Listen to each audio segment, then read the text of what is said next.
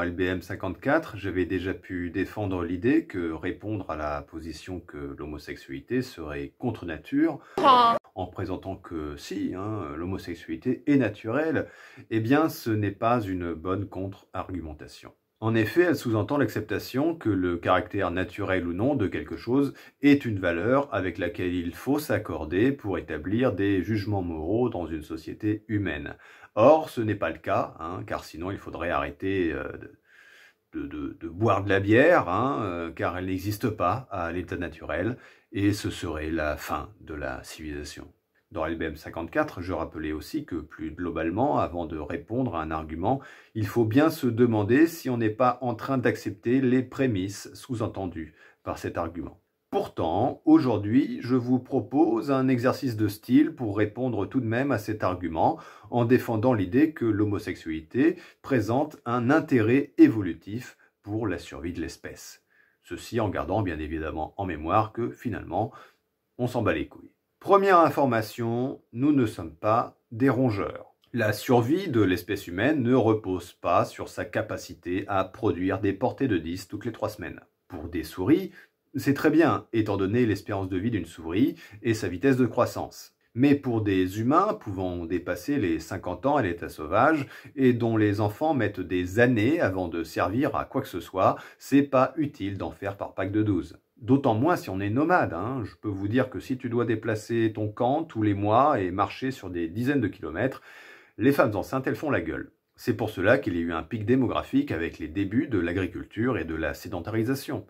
Cette idée qu'il faut absolument croître et se multiplier, c'est très orienté moralement. C'est quand même la volonté du Dieu des religions du livre et c'est spécifique historiquement à la sédentarisation.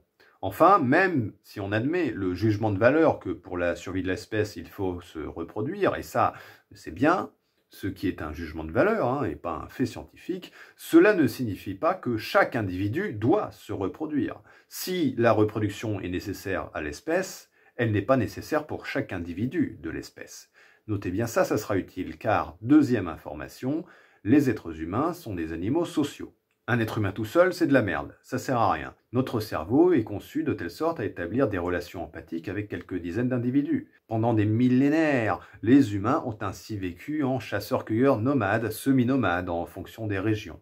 Ces groupes vivaient alors dans un régime qu'on appelle le communisme primitif. Il n'y avait pas d'agriculture, pas de stockage, la propriété privée n'avait juste aucun sens, si ce n'est pour les biens d'usage, comme ta brosse à dents en poil de renne ou ton pull en peau de bison, c'était mieux avant. Et c'était un peu pareil pour les gosses. Il est évidemment difficile de savoir à quel point des humains préhistoriques avaient conscience qu'un enfant est le sien. On sait en anthropologie que ce n'est pas quelque chose d'évident. Des tribus n'ont pas fait le lien entre le sperme, l'acte sexuel et la grossesse. Et quand on y pense, c'est vrai que c'est pas évident, parce que des fois ça marche pas, parce que c'est pas le bon moment ou parce que la stérilité. Et en plus, entre l'acte sexuel et la grossesse visible, il se passe du temps. Comment faire le lien de cause à effet? Ce qui est sûr en tout cas, c'est que dans une société primaire, tout le monde s'occupe des gosses, car chaque enfant représente l'avenir et la survie du groupe, et donc sa propre survie. Maintenant, venons-en à l'homosexualité. Les homosexuels dans un clan préhistorique vont plutôt avoir tendance à ne pas faire de gosses, car ils refusent les avances des autres membres du groupe, de sexe opposé, ou ne leur font pas d'avance, ce qui évidemment est plus gênant pour se reproduire. Un clan avec des homosexuels aura ainsi moins d'enfants, et contrairement à l'idée reçue que faire des gosses, c'est forcément bien, et cela signifie surtout qu'il y a moins de bouches inutiles à nourrir parce que les enfants sont incompétents. Et en plus de cela, il y aura dans le groupe plus de force de travail avec des adultes homosexuels qui, bien qu'homosexuels, peuvent participer à la survie du groupe. On peut être un homme qui aime sucer des bites et quand même être capable de chasser le bison. En plus de cela, être homosexuel n'empêche pas d'avoir ce qu'on appelle l'instinct parental. De la même façon, être hétérosexuel et être parent n'implique pas forcément d'être un bon parent, ni de survivre pour s'occuper de son gosse. Ainsi, l'homosexuel participe aux tâches du clan consistant à s'occuper des enfants, mais sans en ajouter, et il permet de soutenir ou de remplacer des membres du clan qui seraient déficients dans leur rôle de parents, par exemple pour cause de décès. Là encore, nous constatons que la présence d'homosexuels dans une communauté représente une marge de manœuvre qui apporte plus de stabilité à la tribu, augmentant ainsi ses chances de survie à long terme, mais aussi en période de crise.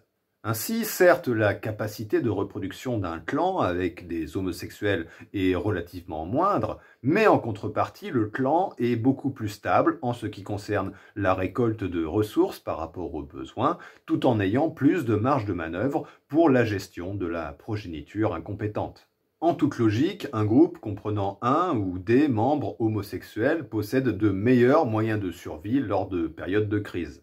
Avoir un homosexuel dans un groupe préhistorique ne présente donc que des avantages et aucun inconvénient. Le seul soi-disant inconvénient qu'on nous présente, c'est de faire moins d'enfants, mais comme nous l'avons vu, ce n'est pas un argument crédible. Entre parenthèses, notons qu'un argument homophobe défendant l'idée de l'homosexualité contre nature et que l'homosexualité ne pourrait pas se transmettre génétiquement, étant donné que les homosexuels ne feraient pas d'enfants, du moins en théorie, ce qui serait la preuve d'une erreur de la nature, une maladie, une mutation, un problème d'éducation, que sais-je encore. Imaginons que l'homosexualité aurait une origine génétique. Admettons.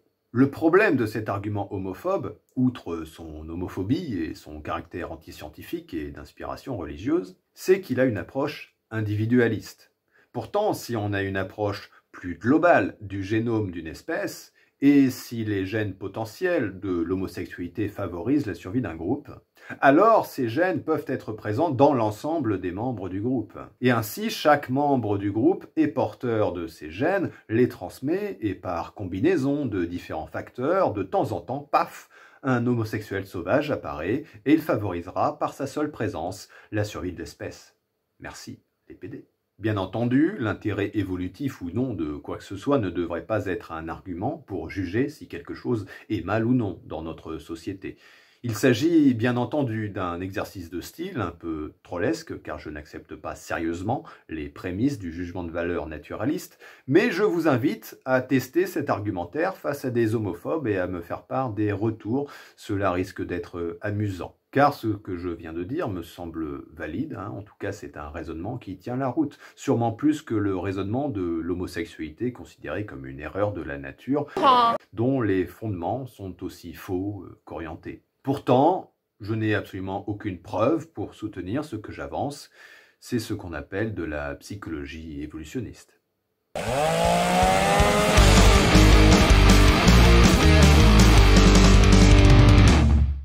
Notre émission est désormais terminée, j'espère qu'elle vous a plu. Si c'est le cas, n'hésitez pas à le préciser dans les commentaires. Vous pouvez me soutenir sur Tipeee. Un lien est dans la description. Allez, salut les bouseux.